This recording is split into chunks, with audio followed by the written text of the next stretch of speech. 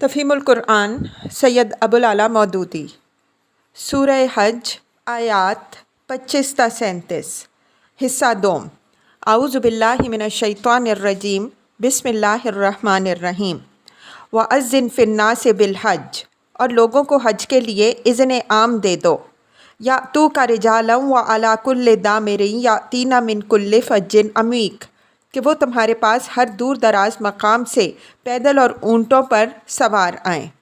تفسیر: اصل میں لفظ دامر استعمال ہوا ہے جو خاص طور پر دبلے اونٹوں کے لیے بولتے ہیں۔ اس سے ان مسافروں کی تصویر کھینچنا مقصود ہے جو دور دراز مقامات سے چلے آ رہے ہوں اور راستے میں ان کے اونٹ چارہ پانی نہ ملنے کی وجہ سے دبلے ہو گئے ہوں۔ یہاں وہ حکم ختم ہوتا ہے جو ابتداً حضرت ابراہیم علیہ السلام کو دیا گیا تھا، اور آگے کا ارشاد اس پر اضافہ ہے جو بطور تشریح مزید کیا گیا ہے۔ ہماری اس رائے کی وجہ یہ ہے کہ اس کلام کا خاتمہ اس قدیم گھر کا طواف کریں پر ہوا ہے، جو ظاہر ہے کہ تعمیر خانہ کعبہ کے وقت نہ فرمایا گیا ہوگا۔ لِیَشْهَدُوا مَنَافِعَ لَهُمْ تاکہ وہ فائدے دیکھیں جو یہاں ان کے لیے رکھے گئے ہیں۔ تفسیر: اس سے مراد صرف دینی فائدے ہی نہیں بلکہ دنیاوی فائدے بھی ہیں۔ یہ اسی خانہ کعبہ اور اس کے حج کی برکت تھی کہ حضرت ابراہیم علیہ السلام کے زمانے سے لے کر نبی صلی اللہ علیہ وسلم کے زمانے تک 2500 برس کی مدت میں عربوں کو ایک مرکز وحدت حاصل رہا، جس نے ان کی عربیت کو قبائلیت میں بالکل گم ہو جانے سے بچا رکھا۔ اس کے مرکز سے وابستہ ہونے اور حج کے لیے ہر سال ملک کے تمام حصوں سے آتے رہنے کی بدولت ان کی زبان ایک رہی، ان کی تہذیب ایک رہی، ان کے اندر عرب ہونے کا احساس باقی رہا اور ان کو خیالات، معلومات اور تمدنی طریقوں کی اشاعت کے مواقع ملتے رہے۔ پھر یہ بھی اسی حج کی برکت تھی کہ عرب کی اس عام بد امنی میں کم از کم 4 مہینے ایسے امن کے میسر آ جاتے تھے جن میں ملک کے ہر حصے میں آدمی سفر کر سکتا تھا اور تجارتی قافلے بھی بخیریت گزر سکتے تھے۔ اس لیے عرب کی معاشی زندگی کے لیے بھی حج ایک رحمت تھا۔ وَيَذْكُرُ اسْمَ اللَّهِ فِي أَيَّامٍ مَّعْلُومَاتٍ عَلَىٰ مَا رَزَقَهُم مِّن بَهِیمَةِ الْأَنْعَامِ اور چند مقرر دنوں میں ان جانوروں پر اللہ کا نام لیں جو اس نے انہیں بخشے ہیں۔ تفسیر: جانوروں سے مراد مویشی جانور ہیں، یعنی اونٹ، گائے، بھیڑ، بکری، جیسا کہ سورہ انعام آیات 142 تا 144 میں بصراحت بیان ہوا ہے۔ ان پر اللہ کا نام لینے سے مراد اللہ کے نام پر اور اس کا نام لے کر انہیں ذبح کرنا ہے، جیسا کہ بات کا فقرہ خود بتا رہا ہے۔ قرآن مجید میں قربانی کے بالعموم جانور پر اللہ کا نام لینے کا استعارہ استعمال کیا گیا ہے، اور ہر جگہ اس سے مراد اللہ کے نام پر جانور کو ذبح کرنا ہے۔ اس طرح گویا اس حقیقت پر متنبہ کیا گیا ہے کہ اللہ کا نام لیے بغیر یا اللہ کے سوا کسی اور کے نام پر جانور کو ذبح کرنا کفار و مشرکین کا طریقہ ہے۔ مسلمان جب کبھی جانور ذبح کرے اللہ کا نام لے کر کرے گا، اور جب کبھی قربانی کرے گا اللہ کے لیے قربانی کرے گا۔ ایام معلومات چند مقررہ دنوں سے مراد کون سے دن ہیں؟ اس میں اختلاف ہے۔ ایک قول یہ ہے کہ ان سے مراد ذی الحجہ کے پہلے 10 دن ہیں۔ ابن عباس رضی اللہ عنہ، حسن بصری رحمہ اللہ، ابراہیم نخعی رحمہ اللہ، قتادہ رحمہ اللہ اور متعدد دوسرے صحابہ رضی اللہ عنہم اجمعین اور تابعین رحمہم اللہ علیہم سے یہ قول منقول ہے۔ امام ابو حنیفہ رحمہ اللہ بھی اسی طرف گئے ہیں۔ امام شافعی رحمہ اللہ اور امام احمد رحمہ اللہ کا بھی ایک قول اسی کی تائید میں ہے۔ دوسرا قول یہ ہے کہ اس سے مراد یوم النحر یعنی 10 ذی الحجہ اور اس کے بعد کے 3 دن ہیں۔ اس کی تائید میں ابن عباس رضی اللہ عنہ، ابن عمر رضی اللہ عنہ، ابراہیم نخعی رحمہ اللہ، حسن رحمہ اللہ اور عطا رحمہ اللہ کے اقوال پیش کیے جاتے ہیں، اور امام شافعی اور احمد رحمہم اللہ سے بھی ایک ایک قول اس کے حق میں منقول ہوا ہے۔ تیسرا قول یہ ہے کہ اس سے مراد 3 دن ہیں، یوم النحر اور 2 دن اس کے بعد۔ اس کی تائید میں حضرات عمر، علی ابن عمر، ابن عباس، انس بن مالک، ابو ہریرہ، سعید بن مسیب اور سعید بن جبیر رضی اللہ عنہم اجمعین کے اقوال منقول ہیں۔ فقہاء میں سفیان ثوری رحمہ اللہ، امام مالک رحمہ اللہ، امام ابو یوسف رحمہ اللہ اور امام احمد رحمہ اللہ نے یہی قول اختیار کیا ہے، اور مذہب حنفی و مالکی میں اسی پر فتویٰ ہے۔ باقی کچھ شاذ اقوال بھی ہیں، مثلاً کسی نے یکم محرم تک قربانی کے ایام کو دراز کیا ہے، کسی نے صرف یوم النحر تک اسے محدود کر دیا ہے، اور کسی نے یوم النحر کے بعد صرف ایک دن مزید قربانی کا مانا ہے، لیکن یہ کمزور اقوال ہیں جن کی دلیل مضبوط نہیں ہے۔ فَكُلُوا مِنْهَا وَأَطْعِمُوا الْبَائِسَ الْفَقِيرَ، خود بھی کھائیں اور تنگ دست محتاج کو بھی اس میں سے دیں۔ تفسیر: بعض لوگوں نے اس ارشاد کا مطلب یہ لیا ہے کہ کھانا اور کھلانا دونوں واجب ہیں، کیونکہ حکم بصیغۂ امر دیا گیا ہے۔ دوسرا گروہ اس طرف گیا ہے کہ کھانا مستحب ہے اور کھلانا واجب۔ یہ رائے امام شافعی رحمہ اللہ اور امام مالک رحمہ اللہ کی ہے۔ تیسرا گروہ کہتا ہے کہ کھانا اور کھلانا دونوں مستحب ہیں۔ کھانا اس لیے مستحب ہے کہ جاہلیت کے زمانے میں لوگ اپنی قربانی کا گوشت خود کھانا ممنوع سمجھتے تھے، اور کھلانا اس لیے پسندیدہ ہے کہ اس میں غریبوں کی امداد و اعانت ہے۔ یہ امام ابو حنیفہ رحمہ اللہ کا قول ہے۔ ابن جریر نے حسن بصری، عطا، مجاہد اور ابراہیم نخعی کے یہ اقوال نقل کیے ہیں کہ فَكُلُوا مِنْهَا میں صیغۂ امر کے استعمال سے کھانے کا وجوب ثابت نہیں ہوتا۔ یہ امر ویسا ہی ہے جیسے فرمایا وَإِذَا حَلَلْتُمْ فَاصْطَادُوا، جب تم حالت احرام سے نکل آؤ تو پھر شکار کرو، مائدہ 2۔ اور فَإِذَا قُضِيَتِ الصَّلَاةُ فَانتَشِرُوا فِي الْأَرْضِ، پھر جب نماز ختم ہو جائے تو زمین میں پھیل جاؤ، جمعہ آیت 10۔ اس کا مطلب یہ نہیں کہ احرام سے نکل کر شکار کرنا اور نماز جمعہ کے بعد زمین میں پھیل جانا واجب ہے، بلکہ مطلب یہ ہے کہ پھر ایسا کرنے میں کوئی چیز مانع نہیں۔ اسی طرح یہاں بھی چونکہ لوگ اپنی قربانی کا گوشت خود کھانے کو ممنوع سمجھتے ہیں، اس لیے فرمایا گیا کہ نہیں اسے کھاؤ، یعنی اس کی کوئی ممانعت نہیں ہے۔ تنگ دست فقیر کو کھلانے کے متعلق جو فرمایا گیا ہے، اس کا مطلب یہ نہیں کہ غنی کو نہیں کھلایا جا سکتا۔ دوست، ہمسائے، رشتہ دار خواہ محتاج نہ ہوں پھر بھی انہیں قربانی کے گوشت میں سے دینا جائز ہے۔ یہ بات صحابہ کرام رضی اللہ عنہم اجمعین کے عمل سے ثابت ہے۔ علقمہ کا بیان ہے کہ حضرت عبداللہ بن مسعود رضی اللہ عنہ نے میرے ہاتھ قربانی کے جانور بھیجے اور ہدایت فرمائی کہ یوم النحر کو اس کو ذبح کرنا، خود بھی کھانا، مساکین کو بھی دینا اور میرے بھائی کے گھر بھی بھیجنا۔ ابن عمر رضی اللہ عنہ کا قول بھی یہی ہے کہ ایک حصہ کھاؤ، ایک حصہ ہمسایوں کو دو اور ایک حصہ مساکین میں تقسیم کرو۔ ثم لیقضوا تفثہم، پھر اپنا میل کچیل دور کریں۔ تفسیر: یعنی یوم النحر 10 ذی الحجہ کو قربانی سے فارغ ہو کر احرام کھول دیں، حجامت کرائیں، نہائیں دھوئیں اور وہ پابندیاں ختم کر دیں جو احرام کی حالت میں عائد ہو گئی تھیں۔ لغت میں تفثہ کے اصل معنی اس غبار اور میل کچیل کے ہیں جو سفر میں آدمی پر چڑھ جاتا ہے، مگر حج کے سلسلے میں جب میل کچیل دور کرنے کا ذکر کیا گیا ہے تو اس کا مطلب وہی لیا جائے گا جو اوپر بیان ہوا ہے، کیونکہ حاجی جب تک مناسک حج اور قربانی سے فارغ نہ ہو جائے وہ نہ بال ترشوا سکتا ہے، نہ ناخن کٹوا سکتا ہے اور نہ جسم کی دوسری صفائی کر سکتا ہے۔ اس سلسلے میں یہ بات جان لینی چاہیے کہ قربانی سے فراغت کے بعد دوسری تمام پابندیاں تو ختم ہو جاتی ہیں، مگر بیوی کے پاس جانا اس وقت تک جائز نہیں ہوتا جب تک آدمی طواف افاضہ نہ کر لے۔ وَلْيُوفُوا نُذُورَهُمْ، اور اپنی نذریں پوری کریں۔ وَلْيَطَّوَّفُوا بِالْبَيْتِ الْعَتِيقِ، اور اس قدیم گھر کا طواف کریں۔ ذالک، یہ تھا تعمیر کعبہ کا مقصد۔ وَمَن يُعَظِّمْ حُرُمَاتِ اللَّهِ فَهُوَ خَيْرٌ لَهُ عِندَ رَبِّهِ، اور جو کوئی اللہ کی قائم کردہ حرمتوں کا احترام کرے گا تو یہ اس کے رب کے نزدیک اسی کے لیے بہتر ہے۔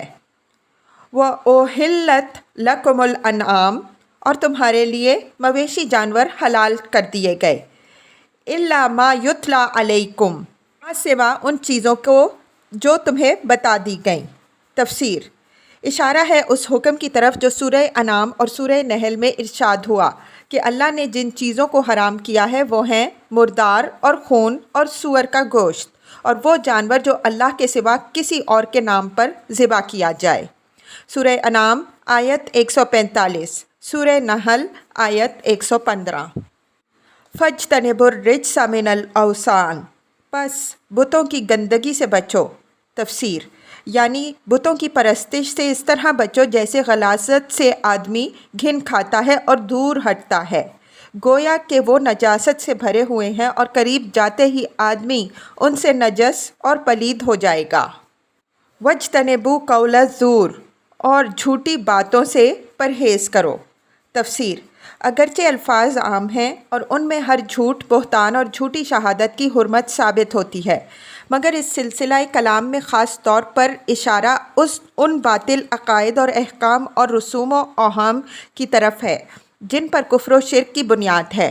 اللہ کے ساتھ دوسروں کو شریک ٹھہرانا اور اس کی ذات، صفات، اختیارات اور حقوق میں اس کے بندوں کو حصہ دار بنانا وہ سب سے بڑا جھوٹ ہے جس سے یہاں منع کیا گیا ہے، اور پھر وہ جھوٹ بھی اس فرمان کی براہ راست زد میں آتا ہے جس کی بنا پر مشرکین عرب بحیرہ اور سائبہ اور حام وغیرہ کو حرام قرار دیتے تھے، جیسا کہ سورہ نحل میں فرمایا وَلَا تَقُولُوا لِمَن تَصِفُ أَلْسِنَتُكُمُ الْكَذِبَ هَٰذَا حَلَالٌ وَهَٰذَا حَرَامٌ لِتَفْتَرُوا عَلَى اللَّهِ الْكَذِبَ، اور یہ جو تمہاری زبانیں جھوٹے احکام لگایا کرتی ہیں کہ یہ حلال ہے اور وہ حرام، تو اس طرح کے حکم لگا کر اللہ پر جھوٹ نہ باندھا کرو۔ آیت 116۔ اس کے ساتھ جھوٹی قسم اور جھوٹی شہادت بھی اسی حکم کے تحت آتی ہے، جیسا کہ صحیح احادیث میں نبی صلی اللہ علیہ وسلم سے مروی ہے کہ آپ صلی اللہ علیہ وسلم نے فرمایا، جھوٹی گواہی شرک باللہ کے برابر رکھی گئی ہے، اور پھر آپ صلی اللہ علیہ وسلم نے ثبوت میں یہی آیت پیش فرمائی۔ اسلامی قانون میں یہ جرم ملتزم تعزیر ہے۔ امام ابو یوسف رحمہ اللہ اور امام محمد رحمہ اللہ کا فتویٰ یہ ہے کہ جو شخص عدالت میں جھوٹا گواہ ثابت ہو جائے اس کی تشہیر کی جائے اور لمبی قید کی سزا دی جائے۔ یہی حضرت عمر رضی اللہ عنہ کا قول اور فعل بھی ہے۔ مکحول کی روایت ہے کہ حضرت عمر رضی اللہ عنہ نے فرمایا، اس کی پیٹھ پر کوڑے مارے جائیں، اس کا سر مونڈا جائے اور منہ کالا کیا جائے اور لمبی قید کی سزا دی جائے۔ عبداللہ بن عامر رضی اللہ عنہ اپنے والد سے روایت کرتے ہیں کہ حضرت عمر رضی اللہ عنہ کی عدالت میں ایک شخص کی گواہی جھوٹی ثابت ہو گئی، تو انہوں نے اس کو ایک دن برسر عام کھڑا کر کے اعلان کرایا کہ یہ فلاں بن فلاں جھوٹا گواہ ہے، اسے پہچان لو، پھر اس کو قید کر دیا۔ موجودہ زمانے میں ایسے شخص کا نام اخبارات میں نکال دینا تشہیر کا مقصد پورا کر سکتا ہے۔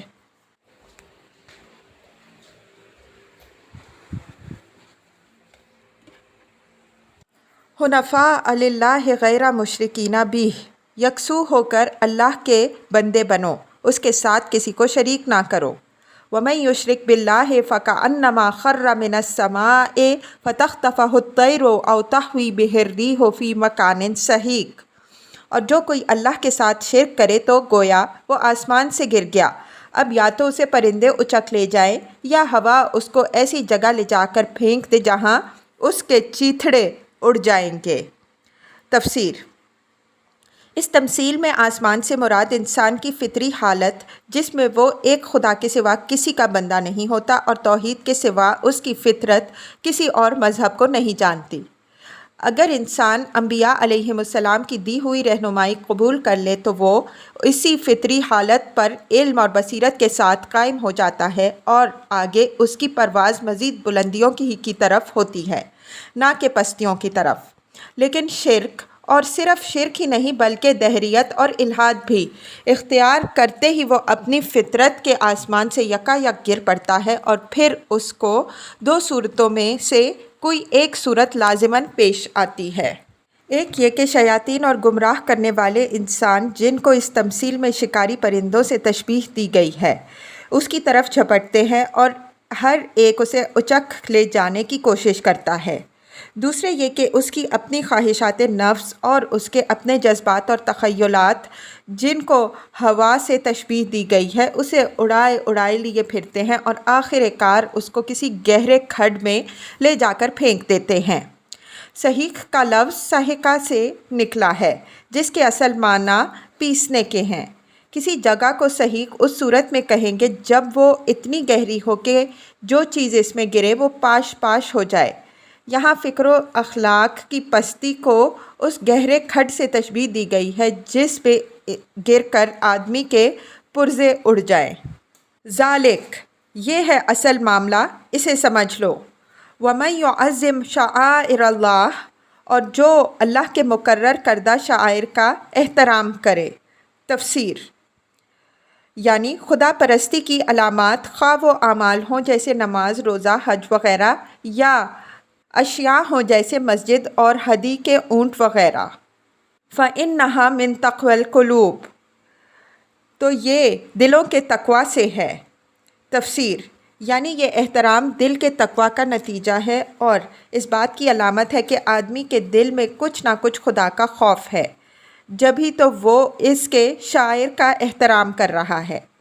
دوسرے الفاظ میں اگر کوئی شخص جان بوجھ کر شعائر اللہ کی ہتک کرے تو یہ اس بات کی صریح ثبوت ہے کہ اس کا دل خدا کے خوف سے خالی ہو چکا ہے، یا تو وہ خدا کا قائل ہی نہیں ہے، یا ہے تو اس کے مقابلہ میں باغیانہ روش اختیار کرنے پر اتر آیا ہے۔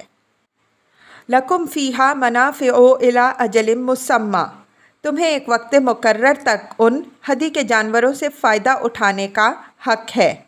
تفسیر، پہلی آیت میں شعائر اللہ کے احترام کا عام حکم دینے اور اسے دل کے تقویٰ کی علامت ٹھہرانے کے بعد یہ فقرہ ایک غلط فہمی کو رفع کرنے کے لیے ارشاد فرمایا گیا ہے۔ شعائر اللہ میں ہدی کے جانور بھی داخل ہیں جیسا کہ اہل عرب مانتے تھے، اور قرآن خود بھی آگے چل کر کہتا ہے وَالْبُدْنَ جَعَلْنَاهَا لَكُم مِّن شَعَائِرِ اللّہ، اور ان ہدی کے اونٹوں کو ہم نے تمہارے لیے شعائر اللہ میں شامل کیا۔ اب سوال یہ پیدا ہوتا ہے کہ شعائر اللہ کی تعظیم کا جو حکم اوپر دیا گیا ہے، کیا اس کا تقاضا یہ ہے کہ ہدی کے جانوروں کو بیت اللہ کی طرف جب لے جانے لگیں تو ان کو کسی طرح بھی استعمال نہ کیا جائے؟ ان پر سواری کرنا یا سامان لادنا یا ان کے دودھ پینا تعظیم شعائر اللہ کے خلاف تو نہیں ہے؟ عرب کے لوگوں کا یہی خیال تھا، چنانچہ وہ ان جانوروں کو بالکل کوتل لے جاتے تھے۔ راستے میں ان سے کسی طرح کا فائدہ اٹھانا ان کے نزدیک گناہ تھا۔ اسی غلط فہمی کو رفع کرنے کے لیے یہاں فرمایا جا رہا ہے کہ قربانی کی جگہ پہنچنے تک تم ان جانوروں سے فائدہ اٹھا سکتے ہو۔ ایسا کرنا تعظیم شعائر اللہ کے خلاف نہیں ہے۔ یہی بات ان احادیث سے معلوم ہوتی ہے جو اس مسئلے میں حضرت ابو ہریرہ رضی اللہ عنہ اور حضرت انس رضی اللہ عنہ سے مروی ہیں۔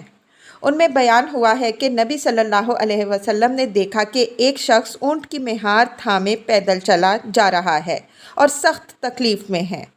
آپ صلی اللہ علیہ وسلم نے فرمایا، اس پر سوار ہو جا۔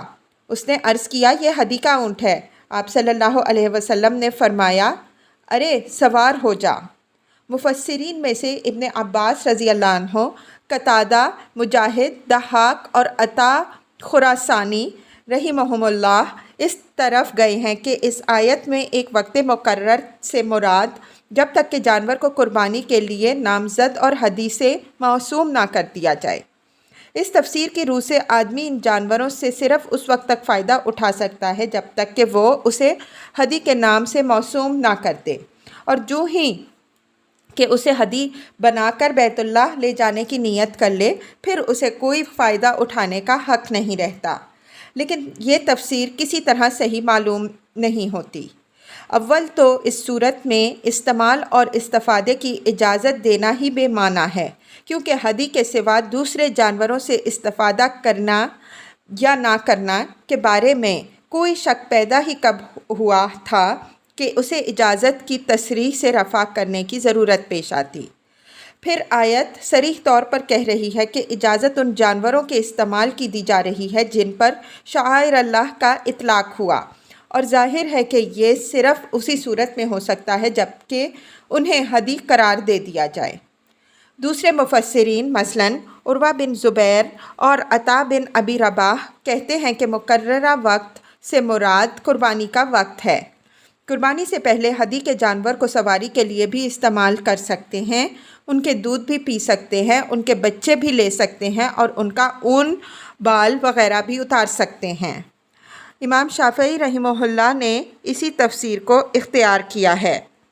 حنفیہ اگرچہ پہلی تفسیر کے قائل ہیں لیکن وہ اس میں اتنی گنجائش نکال لیتے ہیں کہ بشرط ضرورت استفادہ جائز ہے۔ ثم محلها الی البیت العتیق، پھر ان کے قربان کرنے کی جگہ اسی قدیم گھر کے پاس ہے۔ تفسیر: جیسا کہ دوسری جگہ فرمایا ہدیم بالغ الکعبہ، آیت 95 المائدہ، اس سے مراد یہ نہیں کہ کعبے پر یا مسجد حرام میں قربانی کی جائے بلکہ حرم کے حدود میں قربانی کرنا مراد ہے۔ یہ ایک اور دلیل ہے اس امر کی کہ قرآن کعبہ یا بیت اللہ یا مسجد حرام بول کر بالعموم حرم مکہ مراد لیتا ہے، نہ کہ صرف وہ عمارت۔ لِكُلِّ أُمَّةٍ جَعَلْنَا مَنسَكًا لِيَذْكُرُوا اسْمَ اللَّهِ عَلَىٰ مَا رَزَقَهُم مِّن بَهِيمَةِ الْأَنْعَامِ، ہر امت کے لیے ہم نے قربانی کا ایک قاعدہ مقرر کر دیا ہے تاکہ اس امت کے لوگ ان جانوروں پر اللہ کا نام لیں جو اس نے ان کو بخشے ہیں۔ تفسیر: اس آیت سے دو باتیں معلوم ہوئیں۔ ایک یہ کہ قربانی تمام شرائع الہیہ کے نظام عبادت کا ایک لازمی جز رہی ہے۔ توحید فی العبادات کے بنیادی تقاضوں میں سے ایک یہ بھی ہے کہ انسان نے جن جن صورتوں سے غیر اللہ کی بندگی کی ہے ان سب کو غیر اللہ کے لیے ممنوع کر کے صرف اللہ تعالیٰ کے لیے مختص کر دیا جائے۔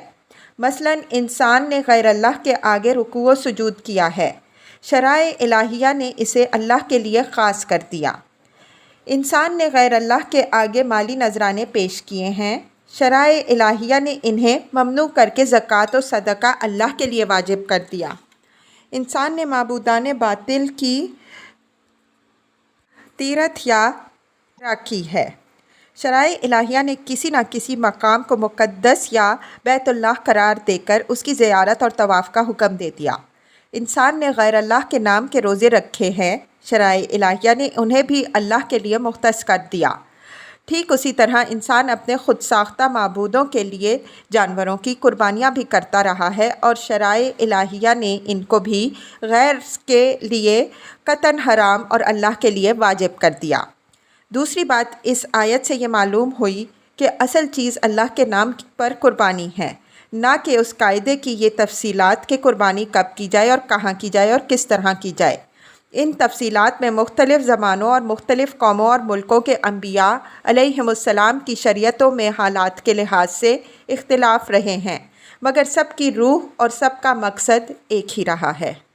فَإِلَٰهُكُمْ إِلَٰهٌ وَاحِدٌ فَلَهُ أَسْلِمُوا، پس تمہارا خدا ایک ہی خدا ہے اور اسی کے تم مطیع فرما بنو۔ وَبَشِّرِ الْمُخْبِتِينَ، اور اے نبی صلی اللہ علیہ وسلم بشارت دے دے عاجزانہ روش اختیار کرنے والوں کو۔ تفصیل: اصل میں لفظ مخبتین استعمال کیا گیا ہے جس کا مفہوم کسی ایک لفظ سے پوری طرح ادا نہیں ہوتا۔ اس میں 3 مفہومات شامل ہیں: استکبار اور غرور نفس چھوڑ کر اللہ کے مقابلے میں عجز اختیار کرنا، اس کی بندگی و غلامی پر مطمئن ہو جانا، اس کے فیصلوں پر راضی ہو جانا۔ الذین اذا ذکر اللہ وجلت قلوبہم، جن کا حال یہ ہے کہ اللہ کا ذکر سنتے ہیں تو ان کے دل کانپ اٹھتے ہیں۔ والصابرین علی ما اصابہم، اور جو مصیبت بھی ان پر آتی ہے اس پر صبر کرتے ہیں۔ والمقیمین الصلاۃ، اور نماز قائم کرتے ہیں۔ ومما رزقناہم ینفقون، اور جو کچھ رزق ہم نے ان کو دیا ہے اس میں سے وہ خرچ کرتے ہیں۔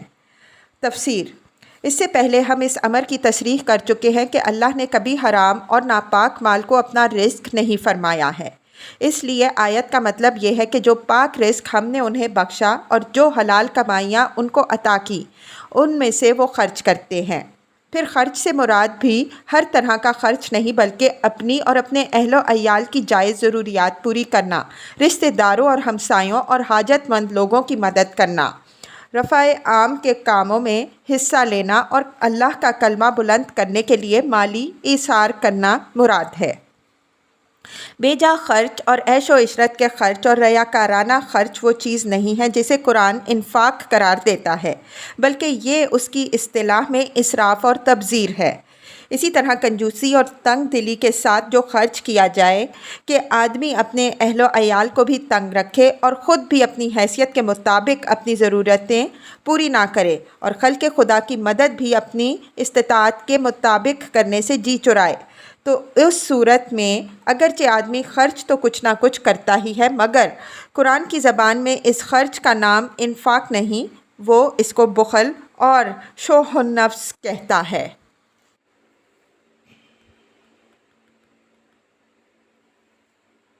والبدن اور قربانی کے اونٹوں کو۔ تفسیر۔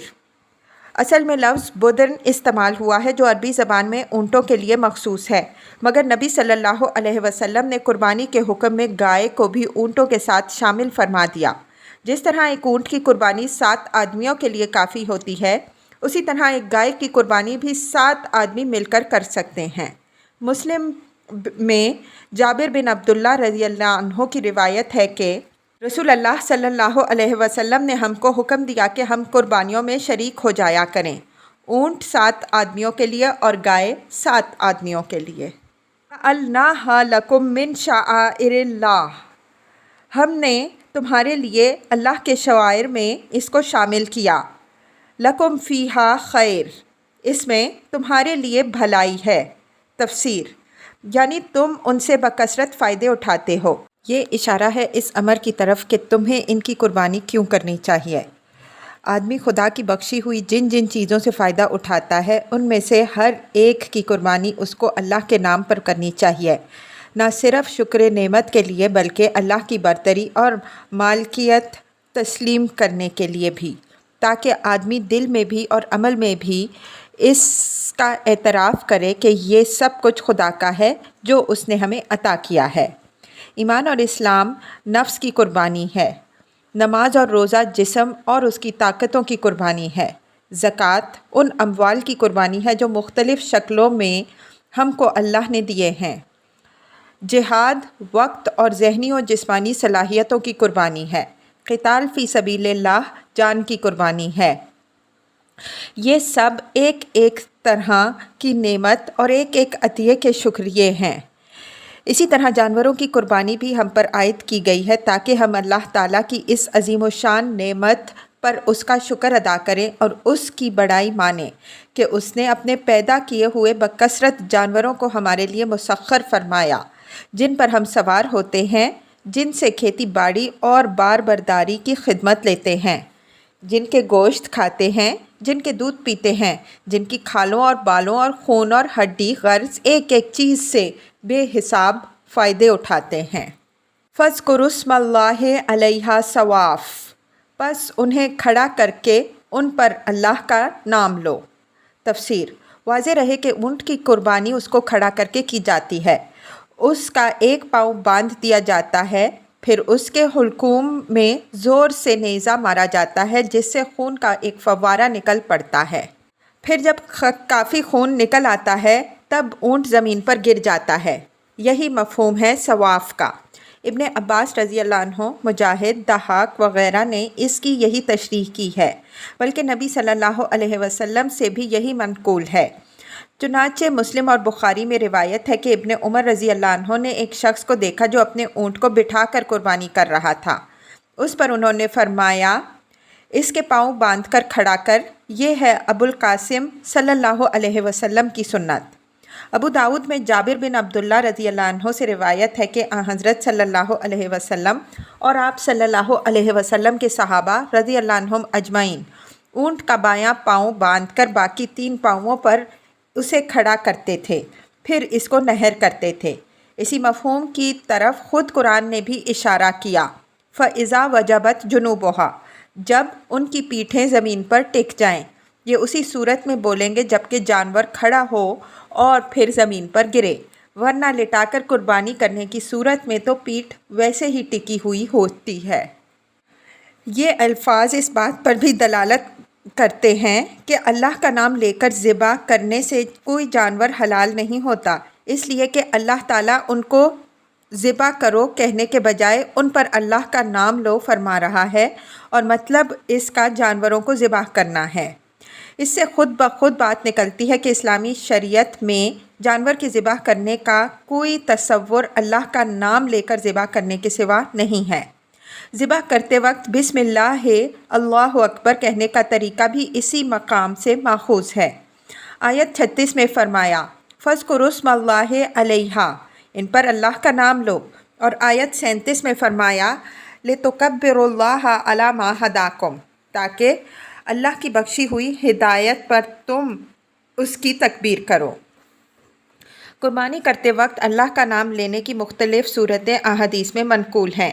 نمبر 1، بسم اللہ واللہ اکبر، اللہم منک ولک، اللہ کے نام کے ساتھ اور اللہ سب سے بڑا ہے، خدایا تیرا ہی مال ہے اور تیرے ہی لیے حاضر ہے۔ نمبر 2، اللہ اکبر لا الہ الا ہو، اللہم منک ولک، اللہ سب سے بڑا ہے، اللہ کے سوا کوئی معبود نہیں، خدایا تیرا ہی مال ہے اور تیرے ہی لیے حاضر ہے۔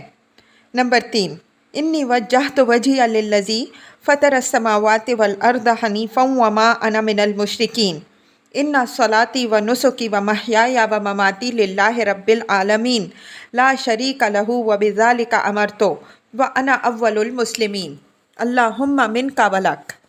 میں نے یکسو ہو کر اپنا رخ اس ذات کی طرف کر لیا جس نے زمین و آسمان پیدا کیے، اور میں مشرکوں میں سے نہیں۔ بے شک میری نماز اور قربانی اور میرا مرنا اور جینا سب اللہ رب العالمین کے لیے ہے، اس کا کوئی شریک نہیں، اسی نے مجھے حکم دیا، میں سر اطاعت جھکا دینے والوں میں سے ہوں، خدایا تیرا مال ہے اور تیرے ہی لیے حاضر ہے۔ فَإِذَا وَجَبَتْ جُنُوبُهَا، جب قربانی کے بعد ان کی پیٹھیں زمین پر ٹک جائیں۔ تفسیر، ٹکنے کا مطلب صرف اتنا ہی نہیں کہ وہ زمین پر گر جائیں، بلکہ یہ بھی ہے کہ وہ گر کر ٹھہر جائیں، یعنی تڑپنا بند کر دے اور جان پوری طرح نکل جائے۔ ابو داؤد، ترمذی اور مسند احمد میں نبی کریم صلی اللہ علیہ وسلم کا یہ ارشاد منقول ہے کہ جانور سے جو گوشت اس حالت میں کاٹا جائے کہ ابھی وہ زندہ ہو، وہ مردار ہے۔ فَكُلُوا مِنْهَا وَأَطْعِمُوا الْقَانِعَ وَالْمُعْتَرَ، تو اس میں سے خود بھی کھاؤ اور ان کو بھی کھلاؤ جو قناعت کیے بیٹھے ہیں۔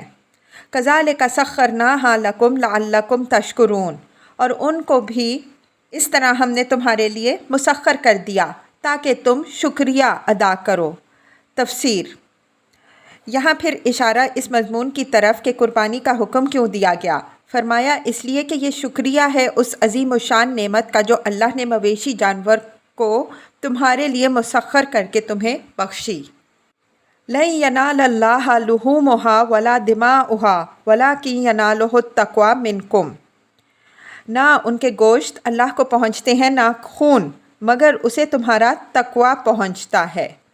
تفسیر، جاہلیت کے زمانے میں اہل عرب جس طرح بتوں کی قربانی کا گوشت بتوں پر لے جا کر چڑھاتے تھے، اسی طرح اللہ کے نام کی قربانی کا گوشت کعبے کے سامنے لا کر رکھ دیتے اور خون اس کی دیواروں پر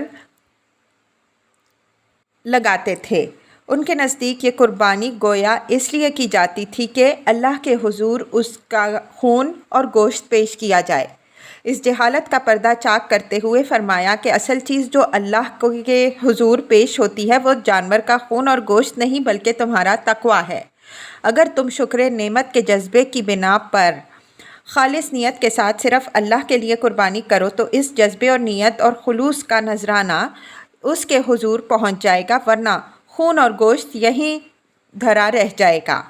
یہی بات ہے جو حدیث میں نبی صلی اللہ علیہ وسلم سے منقول ہے کہ آپ صلی اللہ علیہ وسلم نے فرمایا، اللہ تمہاری صورتیں اور تمہارے رنگ نہیں دیکھتا بلکہ تمہارے دل اور اعمال دیکھتا ہے۔ كَذَلِكَ سَخَّرَهَا لَكُمْ لِتُكَبِّرُوا اللَّهَ عَلَى مَا هَدَاكُمْ اس نے ان کو تمہارے لیے اس طرح مسخر کیا تاکہ اس کی بخشی ہوئی ہدایت پر تم اس کی تکبیر کرو۔ تفسیر یعنی دل سے اس کی بڑائی اور برتری مانو اور عمل سے اس کا اعلان و اظہار کرو۔ یہ پھر حکم قربانی کی غرض اور علت کی طرف اشارہ ہے۔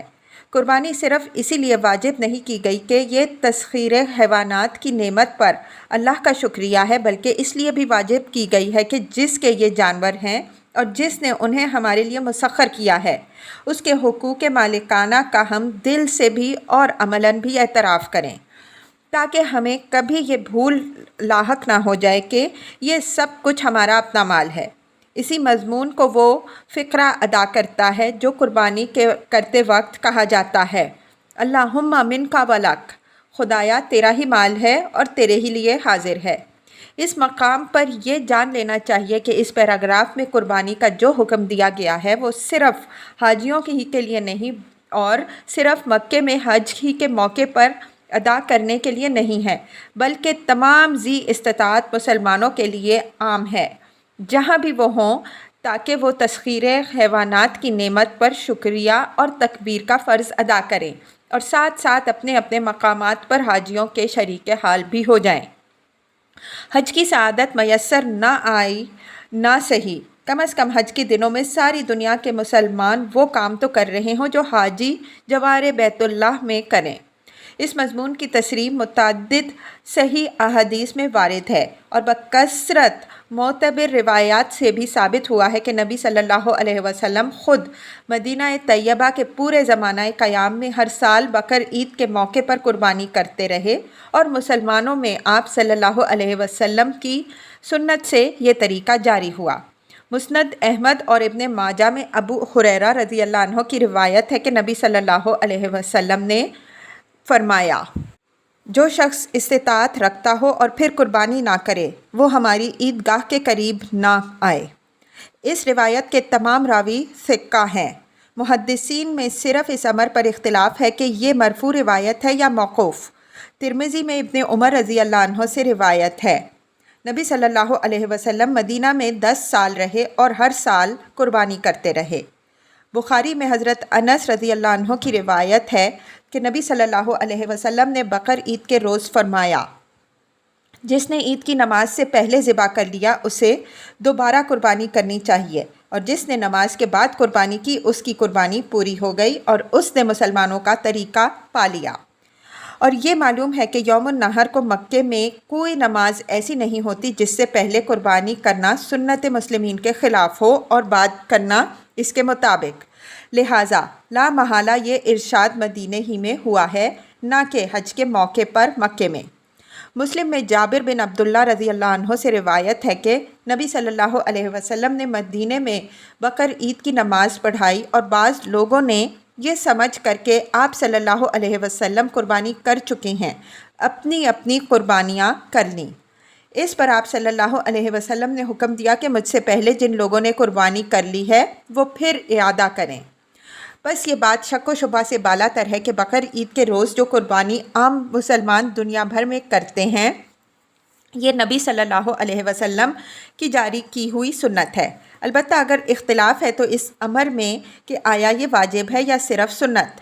ابراہیم نخعی رحمہ اللہ، امام ابو حنیفہ، امام مالک، امام محمد رحمہ اللہ اور ایک روایت کے مطابق امام ابو یوسف رحمہ اللہ بھی اس کو واجب مانتے ہیں، مگر امام شافعی اور امام احمد بن حنبل رحمہ اللہ کے نزدیک یہ صرف سنت مسلمین ہے، اور سفیان ثوری رحمہ اللہ بھی اس بات کے قائل ہیں کہ اگر کوئی یہ نہ کرے تو کوئی مضائقہ نہیں۔ تاہم علماء امت میں سے کوئی بھی اس بات کا قائل نہیں کہ اگر تمام مسلمان متفق ہو کر اسے چھوڑ دیں تب بھی کوئی مضائقہ نہیں۔ یہ نئی اپج صرف ہمارے زمانے کے بعض لوگوں کو سوجھی ہے جن کے لیے ان کا نفس ہی قرآن بھی ہے اور سنت بھی۔ وَبَشِّرِ الْمُحْسِنِينَ، بشارت دے دے نیکوکار لوگوں کو۔